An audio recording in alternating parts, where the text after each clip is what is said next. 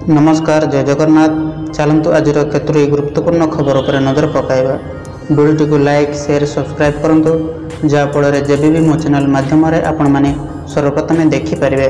चलतु डेरी नखरी खबर पर नजर पकाइबा। डिसेम्बर 2 तारिख खुलिब धान मंडी। टोकेन नहीं द्वंद्व चाषी।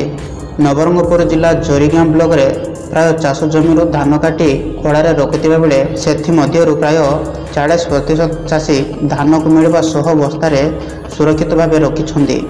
प्रशासन पक्षर मध्य चाषी मानक ठारू धान किणवा पई आसंता मास 2 तारिख सोमवार ठारू धान मंडी खुलिबा पई निष्पत्ति रहिछि।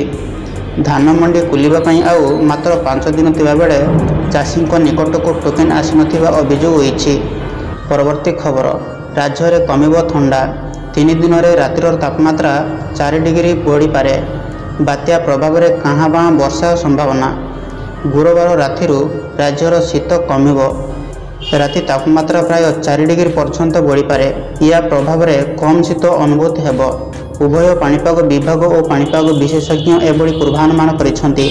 सेहिभली तमिलनाडु और श्रीलंका उपकूल में एबाकुथिबा बात्या प्रभाव में राज्य में कहाँ बाँ वर्षा होई पारे।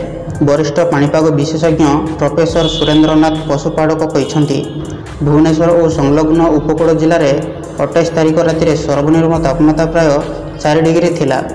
परवर्ती खबर बड़ गोटाउची बात्या। रेड अलर्ट जारी। एसबू जिले में भीषण वर्षा। तमिलनाडु और पंडिचेरी उपकूल महागभीर अवपात आज भीषण बात्यारे परिणत होबार संभावना रही। बात्यारे परिणत होगा और महाबलीपुरम मझिर उपकूल अतिक्रम करने नहीं पाणीपाग विभाग पूर्वानुमान करिछि। यार प्रभाव में तमिलनाडु और पुडुचेरी उपकूल में प्रबल वर्षा होबार संभावना रही। एथिसह बात्या को दृष्टि रखी विभिन्न स्थान में रेड अलर्ट जारी करा जायछि। सतर्कता दृष्टि आज पुडुचेरी रे समस्त स्कूल छुट्टी घोषणा करा जायछि। विमान उड़ाण मध्य प्रभावित होइछि। परवर्ती खबर आवास पई नुआ गाइडलाइन। एणिकी निज पई निजे करिवे सर्वे। आवास घर पई निजे निज पई सर्वे करिवे लोक। कहीं योग्य हिताधिकारी अणदेखा हेबेनी। खोजी खोजी योग्य हिताधिकारी को घर दियाजिव। प्रकृत हिताधिकारी पाइबे घर। निजे योग्य कि नुहे निजे करिवे सर्वे। या सह आसंता डिसेम्बर मासरे गाँ गाँ रे कैंप कराजिव। लोक एक कर्मशाला रे जोग देबे। या सह दिव्यांग और विधवा मानू अग्राधिकार दियाजिव। 2 मास समय भितर ही सर्वे कराजिव। एही अवधि भितर तालीम सह आवेदन और ऑनलाइन माध्यम चेक करेंगे। आवास घर बंटारे एणिकी राजनैतिक हस्तक्षेप खाटू करनी। कहीं चाहिए भी योग्य हिताधिकारी को आवास घर देवारू अटकाई पारेनि। ब्लॉक कौन कर्मचारी पंचायत निर्वाही अधिकारी की सरपंच जरिया आवास सर्वे हेबनी। परवर्ती खबर पुणी पश्चिमबंग ओडिशा को आलू रप्तानी बंद। राज्य में बढ़ीपारे आलू दर। ओडिशा को पुणी आलू रप्तानी बंद कला पश्चिमबंग। ओडिशा आसुथिबा आलू बोझे ट्रक गुड़िक ओडिशा पश्चिमबंग सीमार अटका जाइछि। पश्चिमबंग सरकार निर्देश में आलू रप्तानी बंद होइतिबा सूचना मिली। या प्रभाव में ओडिशा रे पुणी आलू दर बढ़िबार संभावना रही। बुधवार राति लोकनाथ टोलगेट ठारू प्राय 25 किलोमीटर दूर पश्चिमबंगर बेलधार ओडिशा आसुथिबा शह शह आलू ट्रक अटक रही। पश्चिमबंग पुलिस पक्षर जातीय राजपथ में जांच करी आलू ट्रक गुड़ी को अटका जाउछि। परवर्ती खबर पुरी रे पइंतरा मारुछि युद्ध जहाज। समुद्र उपरे चक्कर काटुछि माड़ माड़ हेलिकॉप्टर। नौसेना दिवस पर पुरी बेड़ाभूमि युद्धकालीन प्रस्तुति।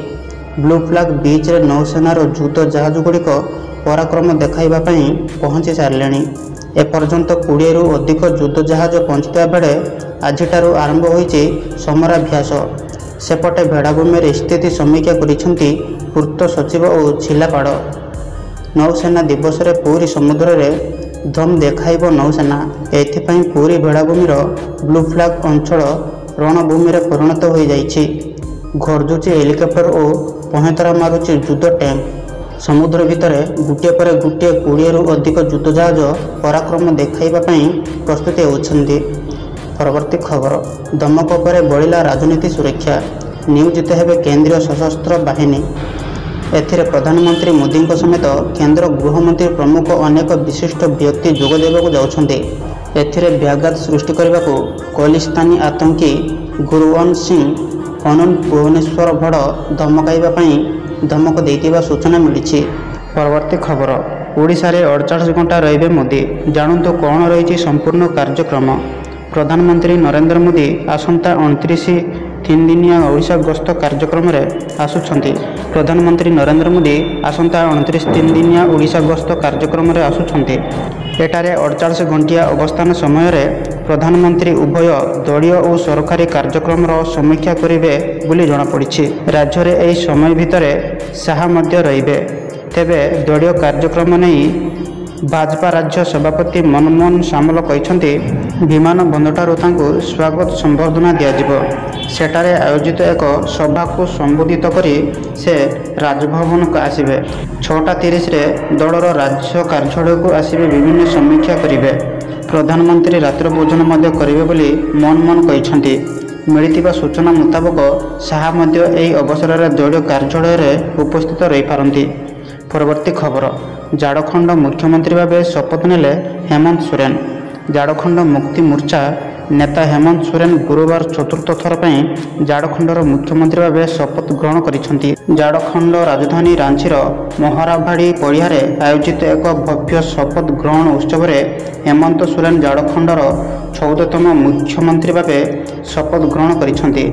ଝାଡ଼ଖଣ୍ଡ ରାଜ୍ୟପାଳ ସନ୍ତୋଷ କୁମାର ଅଙ୍ଗୱାର ହେମନ୍ତ ସୋରେନଙ୍କୁ ମୁଖ୍ୟମନ୍ତ୍ରୀ ଭାବେ ପଦ ଓ ଗୋପନୀୟତାର ଶପଥ ପାଠ କରାଇଛନ୍ତି। ପରବର୍ତ୍ତୀ ଖବର, ସିକ୍ୟୁରିଟି ବ୍ଲାଙ୍କେଟ୍ରେ ଭୁବନେଶ୍ୱର। ପ୍ରଧାନମନ୍ତ୍ରୀ ଗସ୍ତ ଓ ଡିଜି ସମ୍ମିଳନୀ ପାଇଁ ହାଇ ଆଲର୍ଟ। ଡିଜିପି ଓ ଆଇଜି ସମ୍ମିଳନୀରେ ଯୋଗ ଦେବା ପାଇଁ ଆଜି ପ୍ରଧାନମନ୍ତ୍ରୀ ନରେନ୍ଦ୍ର ମୋଦି, ଗୃହମନ୍ତ୍ରୀ ଅମିତ ଶାହ, ଜାତୀୟ ସୁରକ୍ଷା ପରାମର୍ଶଦାତା ଅଜିତ ଡୋଭାଲ। ଏଥିପାଇଁ ଭୁବନେଶ୍ୱରରେ ଅଭୂତପୂର୍ବ ସୁରକ୍ଷା ବ୍ୟବସ୍ଥା ଗ୍ରହଣ କରାଯାଇଛି। ପୁରା ସହରକୁ ଜଗିବେ 70 ପ୍ଲାଟଫର୍ମ ଫୋର୍ସ। ସହର ଗଳିଛନ୍ଦିରେ ପୁଲିସ ଜଗିବା ସହ ଆରମ୍ଭ ହୋଇଯାଇଛି ବ୍ଲକିଂ ଓ ଚେକିଂ।